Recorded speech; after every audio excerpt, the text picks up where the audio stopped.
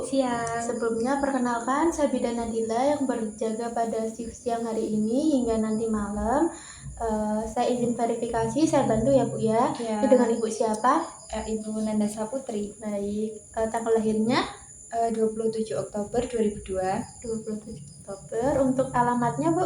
Dagen Sidoarjo Gudean Sleman. Baik, hari ini ada keperluan apa yang bisa saya bantu? Saya itu pengen coba KB permanen karena anak saya sudah banyak. Nah, itu bagaimana ya Bu? Ya. Apakah sebelumnya Ibu sudah mengetahui tentang KB permanen ini, jenis-jenisnya seperti itu sudah tahu? Belum. Baik, akan saya jelaskan ya Bu ya. Ya. Nanti saya menjelaskan izin untuk waktunya kurang lebih 5-10 menit. Apakah Ibu bersedia? Ya, bersedia. Baik, ini saya ada brosur sembari nanti saya menjelaskan. Ibu Ya. bisa sambil dibaca-baca ya Bu ya. Ya. Nah, jadi tadi Ibu pengennya KB yang permanen ya Bu ya. Iya. Kalau boleh tahu anaknya sudah berapa Bu? 4. Oh, sudah 4 ya. Ya. Anak yang terkecil umur berapa? 5 tahun. Baik.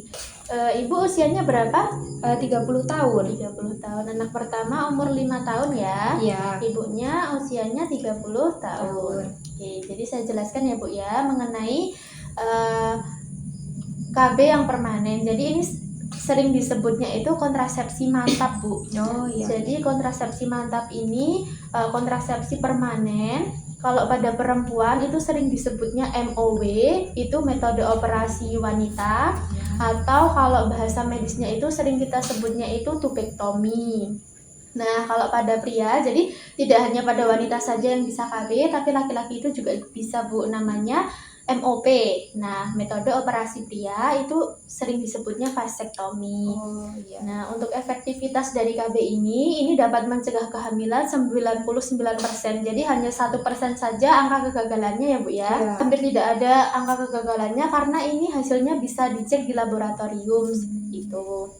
Nah, kelebihan dari kontrasepsi mantap ini itu efektif, aman, terus cepat, hanya membutuhkan waktu 5-10 menit. Jadi kita hanya melakukan operasi kecil, nggak perlu kayak yang harus disayat atau di apa yang itu membutuhkan waktu yang berjam-jam mungkin ya Bu ya. Iya.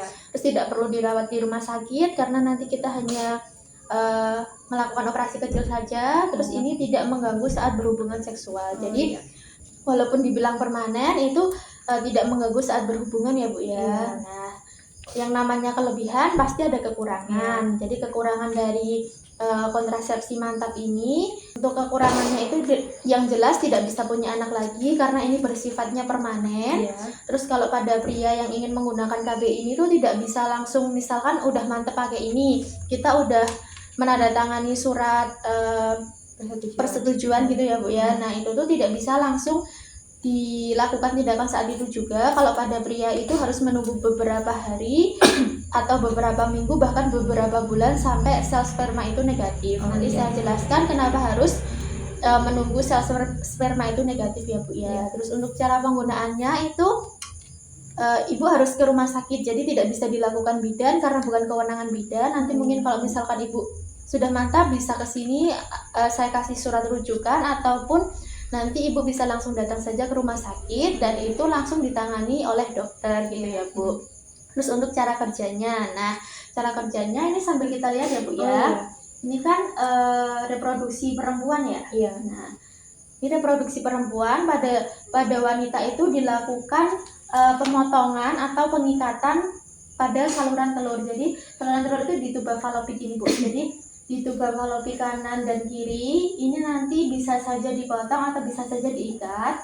Nah kan kalau terjadinya pembuahan itu kan masuk dari vagina ya Bu ya, dari vagina terus nanti dia lari ke tuba falopi menuju saluran. Nanti di sini mereka akan bertemu dengan sel sperma yang masuk. Jadi sel telur itu ada di sini Bu. Oh iya. Terus nanti mereka kalau sel telur itu dibuahi oleh sel sperma, mereka akan mencari tempat yang luas. Nah, tempat luas itu ada di fundus uteri ini Bu. Jadi nanti kalau misalkan terjadi pembuahan atau kehamilan itu biasanya embrionya itu akan menempel di sini.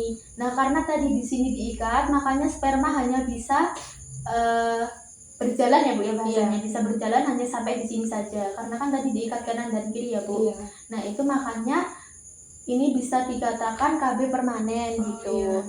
Terus kalau untuk pada pria, saya jelaskan dua-duanya Bu ya. Jadi biar nanti boleh ibu atau bapak yang sukarela gitu ya Bu ya. Nah, untuk pada pria ini, pada pria kan ini terdapat saluran, beda tadi dengan yang wanita ya Bu. Iya. Nah, wanita kan cuman segini aja nih salurannya. Iya. Jadi kalau wanita sudah mantap itu sudah bisa langsung dilakukan saat itu juga setelah melakukan persetujuan. Nah, kalau laki-laki makanya tadi saya bilang kenapa sperma itu harus negatif. Nah, karena kan ini salurannya panjang. Iya. Ini namanya saluran vas deferens ya Bu ya. Iya. Nah, nanti untuk di bagian sini sama dilakukan pengikatan atau pemotongan. Nah, karena kan salurannya panjang, nanti kan biasanya untuk ejakulasi kan keluarnya lewat sini ya Bu ya.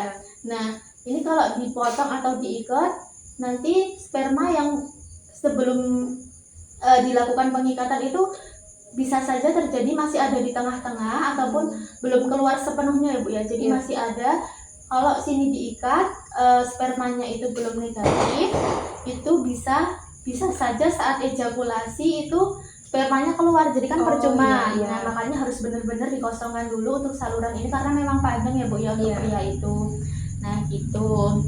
Terus efek sampingnya nggak terlalu yang banget gitu ya Bu ya. Efek sampingnya itu hanya mungkin bisa saja demam pasca operasi, terus sakit pada area pembedahan karena nanti akan dilakukan sayatan kecil untuk melakukan operasi kecil pemotongan atau pengikatan saluran tadi Bu.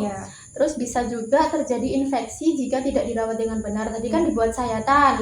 Kalau walaupun sayatannya kecil sepele, kalau nggak dirawat itu bisa infeksi Bu.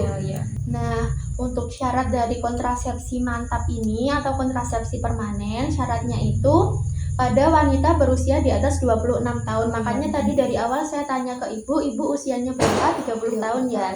Berarti ini sudah bisa masuk kriteria syarat dari pemakaian kontrasepsi mantap ini. Terus anak terkecil umur 5 tahun. Tadi anak terkecil 5 tahun ya Bu ya. Ini juga bisa. Terus sudah mantap untuk tidak punya anak lagi. Gitu ya Bu. Terus kalau pada pria itu harus sukarela, artinya sukarela tuh tidak ada paksaan dari ibu, tidak ada paksaan dari keluarga ataupun dari apa, sukarela, benar-benar sukarela. Anak hidup tuh minimal 2, tadi Bu sudah punya anak 4, nah berarti sudah termasuk ya Bu ya. Nah sampai sini ada yang ini Bu tanyakan? Sejauh ini cukup sih, cukup jelas ya Bu ya. Cukup jelas. Baik Ibu, apakah sudah yakin dengan kontrasepsi mantap ini atau masih ingin dibicarakan dengan suami? Mungkin nanti dibicarakan sama suami dulu sih, suami setuju atau enggaknya. Oh iya, baik ya Bu ya. Tapi sudah jelas ya Bu ya tadi penjelasannya? Iya, sudah. Nah, ini nanti juga bisa dibawa pulang untuk dibicarakan dengan suami, ngasih tahu apa saja tadi yang saya jelaskan ya Bu ya. Baik, nanti kalau Ibu sudah mantap, Ibu bisa datang ke sini, saya beri surat rujukan atau Ibu bisa langsung ke rumah sakit saja. Baik. Sebelum saya akhiri, saya izin evaluasi ya Bu ya tadi mengenai KB mantap ini. Saya izin tanya tadi untuk syaratnya, syarat yang harus dipenuhi agar bisa menggunakan KB mantap ini apa Bu tadi untuk Ibu sendiri? Usia sudah harus di atas 26 tahun. Anak terkecil sudah umur 5 tahun. Betul. Dan sudah mantap untuk melakukan KB permanen agar tidak punya anak lagi. Baik, saya rasa Ibu sudah paham ya Bu ya. Baik, saya akhiri Bu. Terima kasih ya Bu atas kerjasamanya. Nanti kalau misalkan kok di rumah ingin bertanya lagi, jangan sungkan untuk WA saya ya Bu ya. Ya, terima kasih atas kerjasamanya. Selamat siang. Siang.